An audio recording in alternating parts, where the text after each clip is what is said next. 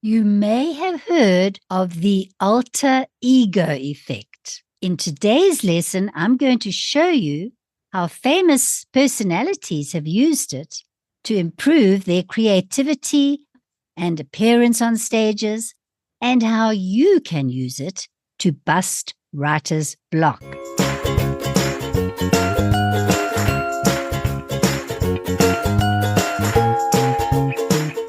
Chapter 10.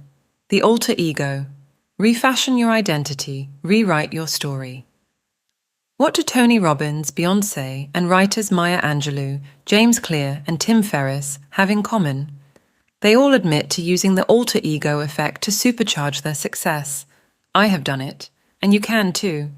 Todd Herman, high-performance coach for athletes and business leaders, and author of The Alter Ego Effect, The Power of Secret Identities to Transform Your Life, has popularized the concept in recent years. He says applying this tool in your life will cause you to become more resilient, creative, optimistic, and courageous. You will get results you never thought possible by unleashing the power of your secret identity. Think of it as activating the hero or heroine within, or a secret part of you that you've never dared express but always admired in others.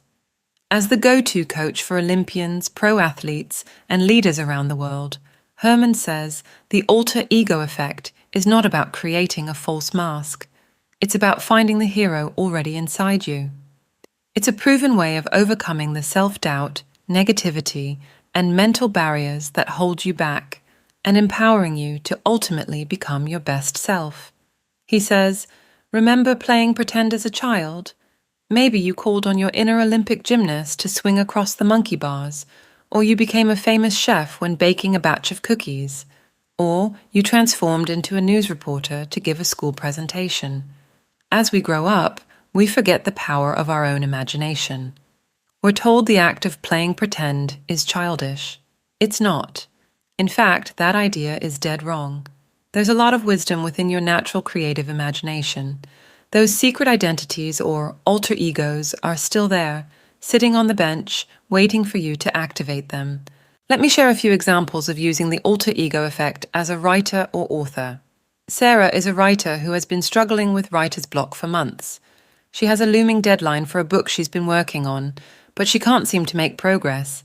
She's tried all the usual strategies like setting a schedule and taking breaks, but nothing seems to work. One day, Sarah reads an article about the alter ego effect, as popularized by Todd Herman, and decides to give it a try. She thinks about the qualities she needs to be successful in her writing, and decides to create an alter ego named Max the Fearless Writer. Max is everything that Sarah isn't. He's confident, focused, and unafraid of failure.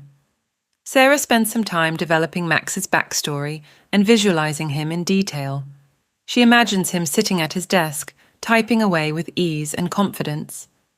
The next day, Sarah sits down to write and feels her usual sense of dread and anxiety.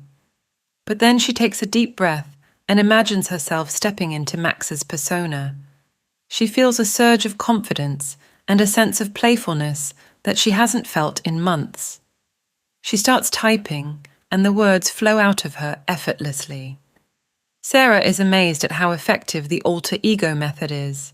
She continues to use Max as her alter ego and finds that he helps her break through creative barriers and access new levels of inspiration.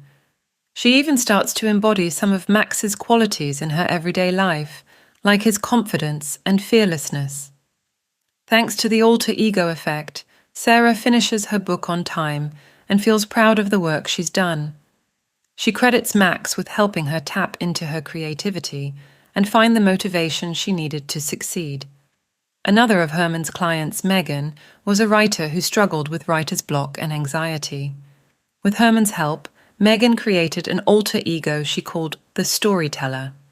This persona embodied all the qualities she wanted to exhibit as a writer: creativity, inspiration, and a deep connection to her own inner voice. By adopting this alter ego, Megan could break through her mental barriers and write more freely and confidently. Or meet an artist, Carmen, who felt stuck in her artistic practice and unable to fully express herself. With Herman's guidance, Carmen created an alter ego she called the Muse.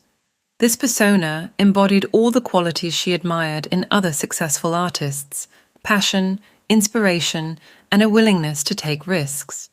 By adopting this alter ego, Carmen could tap into her own creativity and produce a body of work that she was proud of. How Herman developed the alter ego effect in his life and work. Herman's interest in the alter ego began at a young age when he was a competitive athlete. He struggled with self-doubt and anxiety and found it difficult to perform at his best in high-pressure situations. It wasn't until he created his own alter ego, a character he called the Rainmaker, that he could break through these mental barriers and achieve his goals. The Rainmaker was a persona he adopted during games and competitions. It embodied all the qualities he wanted to exhibit as an athlete: confidence, focus, strength, and resilience. By adopting this alter ego, Herman could overcome his self-doubt and perform at a higher level. Crafting my own alter ego. In my case, I wanted an alter ego who had the following characteristics: Louise Hay, representing compassion, healing, authoring, meeting Wayne Dyer, a prosperous spiritual teacher, also combined with the chutzpah of transformational hypnotherapist Marissa Peer, who believes she's the best hypnotherapist in the world, and says so. Peer started wearing the prop of a jaunty hat, which she actually admitted on podcast interviews with Jay Shetty and Lewis Howes gives her extra confidence. I've adopted a similar brimmed hat because I spend so much time in the summer sun in Cape Town anyway that wearing a hat to protect my fair skin comes naturally to me. I wondered, what if I made it a more intentional prop in my field of play as a writer and podcaster? Hence, I've adopted a white Panama hat as a prop for my alter ego. It feels good and injects more fun and confidence into my life. As a writer or speaker, you too can use props to help you get into the right mindset and identity to project your ideal alter ego. Props can be anything from a piece of jewelry to a specific item of clothing, or even a certain type of pen or notebook that you use when writing. And now for a word from today's sponsor. Every writer has faced the dreaded writer's block. But what if you had not just one, but 7 ways to shatter it? Introducing Bust Writer's Block Forever, 7 game-changing ways to kiss writer's block goodbye and unleash creative inspiration. Dive deep into transformative processes, the work of Byron Katie, Havening, EFT tapping, the journey, the alter ego effect for writers, internal family systems.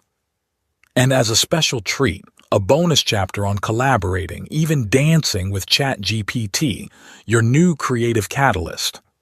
For those who've been inspired by The Artist's Way by Julia Cameron, this book and accompanying video course at bustwritersblock.com will feel like coming home. Dive in at bustwritersblock.com.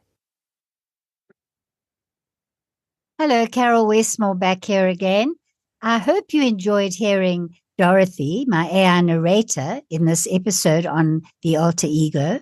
If you would like more and my full course on busting writer's block, go to www.bustwritersblock.com.